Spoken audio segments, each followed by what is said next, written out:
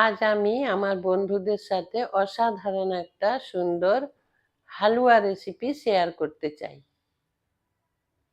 নমস্কার, কেমন আছেন সবাই? আমি মাধবী। আপনারা এখন দেখছেন রান্না ভালোবাসি। আমি আজ একটা সুন্দর হালুয়া রেসিপি নিয়ে আপনাদের সামনে এসেছি। সেটা আমি আপনাদের সাথে শেয়ার করব। চলুন তাহলে এখন সেটা দেখে নেব।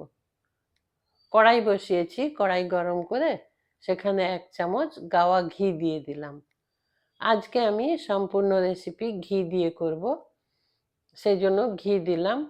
আমি এখানে 2 চামচ ঘি নিয়েছি, 1 চামচ ঘি কড়াইতে দিলাম। এটা চোখের আন্দাজেই দিয়েছি, আমি মেপে দিলাম না। আর অর্ধেকটা ঘি রেখে দিয়েছি, পরে দেব।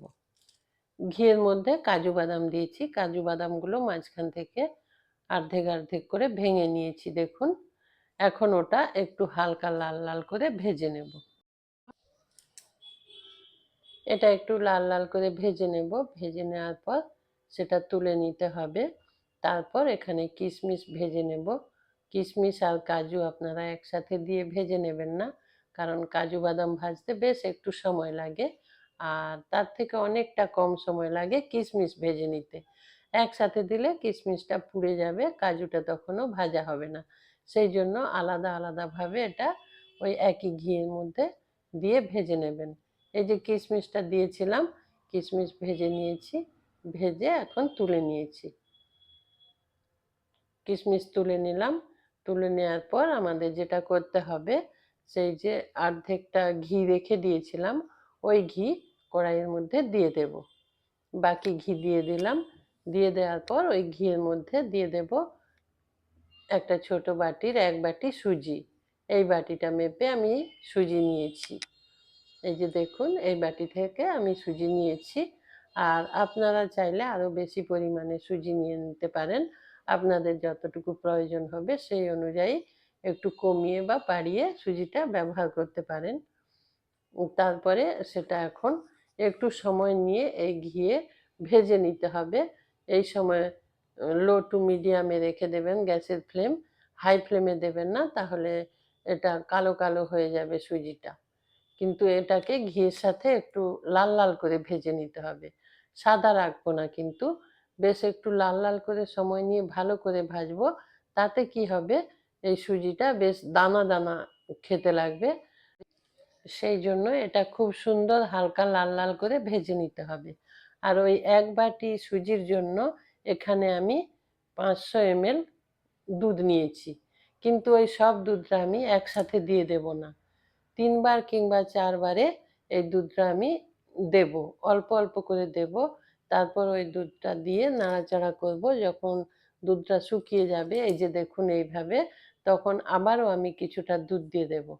পুরো দুধটা আমি 3 থেকে 4 বারে এখানে দেব। সেই জন্য একটু ভালো করে এটা আগে শুকিয়ে নেব। তারপর দেখুন এই যে অল্প পরিমাণে দুধ দেব, আবারও অল্প দেব, দিয়ে আবারও একইভাবে নাড়াচাড়া করব। নাড়াচাড়া করে এই দুধটাও আবার আমি পূর্বের মতো একইভাবে শুকিয়ে নেব।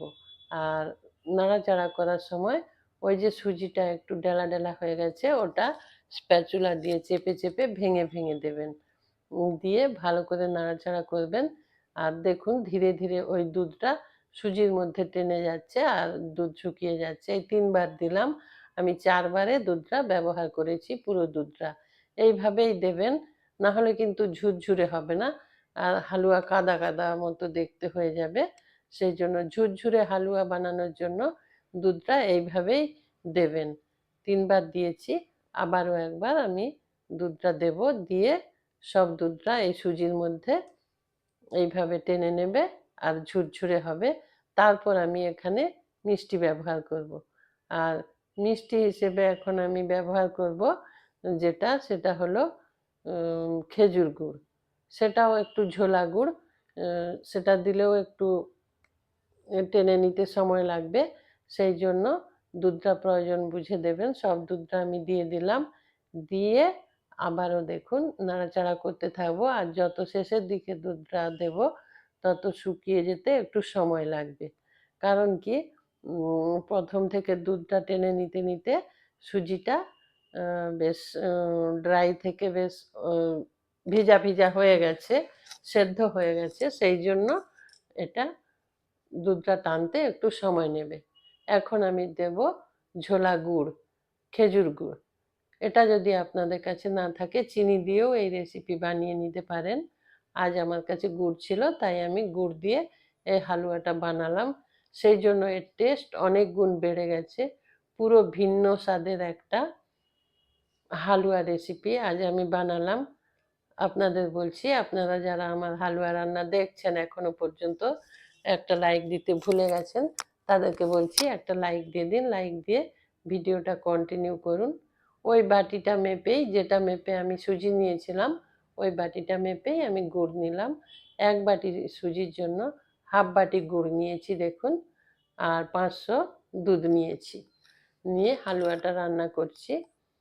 এখন খুব ভালো করে মিশিয়ে নিতে হবে, একটু সময় নিয়ে মেশাতে হবে। এভাবে দেখুন একটু সময় নিয়ে মেশাবো যতক্ষণ না এটা ঝুরঝুরে হয়ে যাচ্ছে। এখন আমি ভেজে রাখা কাজু কিশমিশটা দিয়ে দিলাম ওপর থেকে, দিয়ে আবার ভালো করে মিশিয়ে নেব। একটু সময় নিয়ে এটা লো টু মিডিয়াম ফ্লেমে রেখে এইভাবে মেশাতে থাকবেন। হাই ফ্লেমে দেবেন না। হয়তো আপনি ভাববেন হাই ফ্লেমে দিয়ে দিই তাহলে তাড়াতাড়ি ঝুরঝুরে হয়ে যাবে, কিন্তু না, সেক্ষেত্রে কি হবে বলুন তো, নিচ থেকে পুড়ে যাবে, কালো হয়ে যাবে, এত সুন্দর দেখতে হবে না। এই যে দেখুন ধীরে ধীরে খুব সুন্দর ঝুরঝুরে হয়ে যাচ্ছে হালুয়া, খুব সুন্দর হালুয়া। এখানে আপনারা চাইলে আরও ঘি ব্যবহার করতে পারেন, শেষের দিকে আরও একটু ঘি দিতে পারেন, তাতে খুব ভালো আরও টেস্ট হবে। আজ আমি সেটা করলাম না, যেহেতু এখানে খেজুরের গুড় দিয়েছি সেই জন্য খুব সুন্দর এমনিতেই একটা টেস্ট আসবে, সেই জন্য আর বেশি পরিমাণে ঘি ব্যবহার করলাম না। কিন্তু যদি আমরা চিনি দিয়ে এটা রান্না করি তখন ঘিটা একটু বেশি দেবেন, তাহলে খুব ভালো লাগবে খেতে। আর আপনারা যারা এই রেসিপিটা দেখছেন তাদেরকে বলবো এইভাবে একবার হালুয়া রান্না করবেন। আর যদি ভালো লাগে তাহলে অবশ্যই আমাকে কমেন্টে জানাবেন। আজ হালুয়ার মধ্যে আমি কোনো রকম এলাচের গুঁড়ো বা কোনো কিছু দিলাম না, তার কারণ এই খেজুর গুড়ের যে একটা সুন্দর ফ্লেভার, সেটাকে পারফেক্টভাবে পাওয়ার জন্য ওই সব ফ্লেভারযুক্ত কোনো কিছু তেমন দিলাম না। আপনারা চাইলে এলাচের গুঁড়োও দিতে পারেন। আর শেষে কিছুটা ঘি, যেটা বললাম আমি। এই যে যখন ঠান্ডা হয়ে যাবে এইভাবে একটু নাড়াচাড়া করে এগুলো ভেঙে ভেঙে নেবেন। আমি গ্যাস অফ করে ঢেকে কিছুক্ষণ রেখেছিলাম, তারপর ঠান্ডা হয়ে যাওয়ার পর এই যে একটু নাড়াচাড়া করে নিলাম, তারপর সেটা পরিবেশন করব। আপনারা যারা আমার এই রেসিপি দেখছেন এতক্ষণ ধৈর্য ধরে, তাদেরকে আমার অসংখ্য ধন্যবাদ আমার পাশে থাকার জন্য। আর আপনারা যদি আমার চ্যানেলটা সাবস্ক্রাইব না করে থাকেন, সেরকম যদি কোনো নতুন বন্ধু আজ আমার ভিডিওটা দেখে থাকেন, তাহলে তাদেরকে বলছি প্লিজ আমার চ্যানেলটা সাবস্ক্রাইব করে আমার পাশে থাকবেন, তাহলে আমি রান্না করার আরও উৎসাহ পাবো। হালুয়া রেডি হয়ে গেছে। কোনো নিরামিষ দিনে রুটি লুচি পরোটার সাথে আমাদের মনে হয় মিষ্টি কিছু একটা থাকলে যেন ভালো হতো। আর মিষ্টি খাবার জন্য আমরা দোকানে না গিয়ে বাড়িতে যদি বানিয়ে নিতে পারি এরকম সুন্দর একটা রেসিপি, তাহলে কি খারাপ হয় বলুন বন্ধুরা আমার? সেই জন্য আপনাদের সঙ্গে আমি এই সুন্দর মিষ্টি রেসিপি শেয়ার করলাম। যদি ভালো লাগে অবশ্যই কমেন্ট করে জানাবেন। আপনারা এই রেসিপি একবার ট্রাই করবেন। আর ভালো লাগলে লাইক কমেন্ট শেয়ার করবেন। এতক্ষণ আমার পাশে থাকার জন্য আপনাদের অসংখ্য ধন্যবাদ। ভালো থাকবেন সবাই, সুস্থ থাকবেন। নমস্কার।